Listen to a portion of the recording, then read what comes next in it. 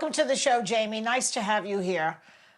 Thank you so much, Joy. I'm so excited. You know who's more excited? My mom, Patricia, who's watching. So thank you all so much for making the mama happy.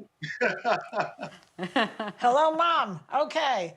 So, Jaime, when you announced that you were running against Lindsey Graham for the Senate, no one thought you had a chance, But now the race is described as a toss-up.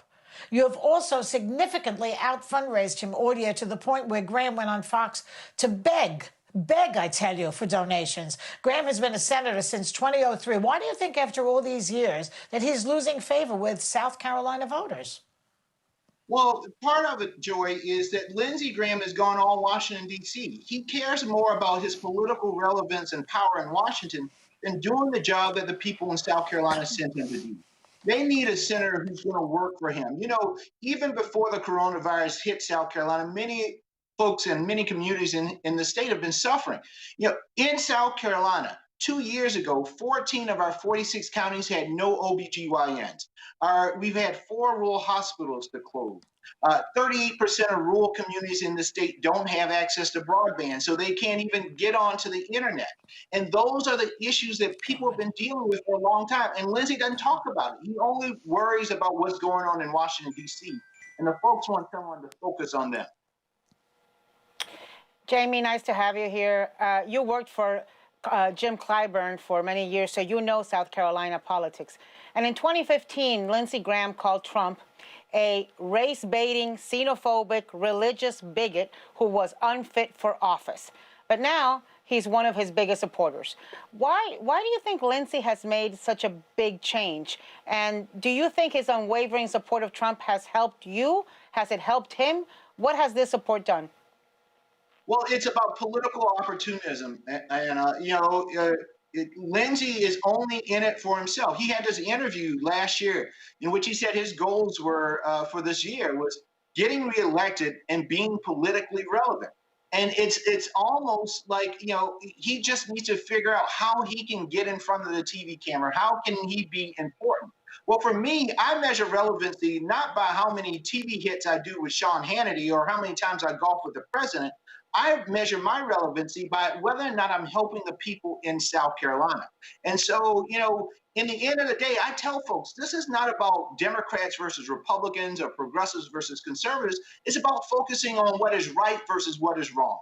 And Lindsey has forgotten that. I used to respect him greatly. I thought he was a good guy who could rise above the political fray. But what we have seen is he's why people hate politics. Mm. Now, your second debate with Lindsey Graham is tonight, but last night you said that you will not attend the debate if Graham does not take a COVID-19 test. I think that's smart. Lindsey says he will follow the previously set debate rules of just having his temperature checked before entering the building. He also says that you didn't ask reporters to take a COVID test before they interviewed you 2 days ago at a bar, and you're just trying to avoid answering tough questions. How do you respond to this? Well, Sonny, it's sort of laughable. First of all, congratulations on your amazing new book. But, Lindsey he's so desperate. All of the experts have said, I soundly beat him at the last debate. But what this is about being our brothers and our sisters keepers. In the last debate, Lindsey Graham took a COVID test. He took a COVID test at that last debate. This is about being responsible. We've had 3,500 people to die in South Carolina because of the coronavirus. One of them was my aunt. And so the responsibility is not just about us as an individual, but the people who are there. There are hardworking people at that studio, and every single one of them is taking a test. I'm taking a test right after this episode today. So why in the world can Lindsey Graham not just go and take a test? All of that writing took him 30 minutes. It takes less than 30 minutes to go and get your nose swabbed and take a test. Lindsey, what are you hiding? Why can't you take a test?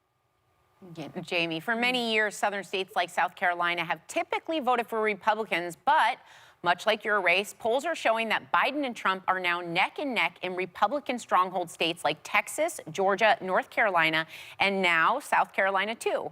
What do you think has changed with Southern voters?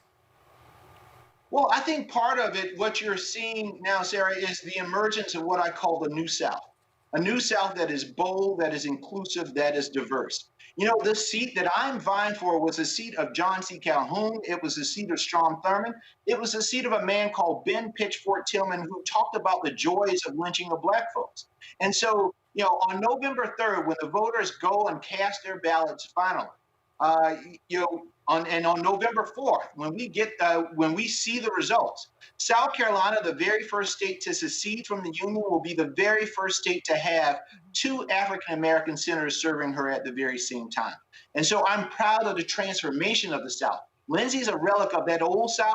I'm about building a bridge to the new South. And that's what you're seeing not only here in South Carolina, but in Georgia, in North Carolina, all across the South. This emergence of a new awakening where people know that all voices should be valued and heard.